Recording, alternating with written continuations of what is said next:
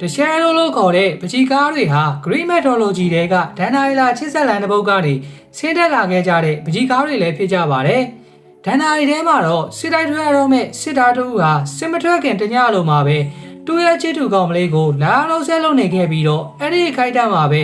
စီမီခွဲရလင်းရောင်ကြောင့်နိုင်ရမော်မှာထွက်ပေါ်လာတဲ့တူရဲ့ရိတ်ကိုချစ်သူကောင်မလေးကနေပြီးတော့မီတွေခဲတဲ့အောက်လိုင်းကောက်ကတီယိုရီယာနဲ့တင်းစီလို့ထားမယ်ဆိုတဲ့အကြောင်းဖော်ကျူးလို့ထားခဲ့တဲ့အခြေဆက်လန်းလေးတစ်ပုဒ်လည်းဖြစ်ပါတယ်။အဲ့ဒီအကြောင်းအရာကိုပုံဖော်ခဲ့တဲ့ပကြီးကားတွေများစွာထဲမှာဒီပကြီးကားကတော့အင်္ဂလိပ်ပကြီးဆရာအမ်မော်မလိုင်ယာလိုက်ထွန်ရဲ့အထင်ရှားဆုံးနဲ့အပြောင်မြောက်ဆုံးလက်ရပကြီးကားတစ်ချက်လည်းဖြစ်ပါတယ်။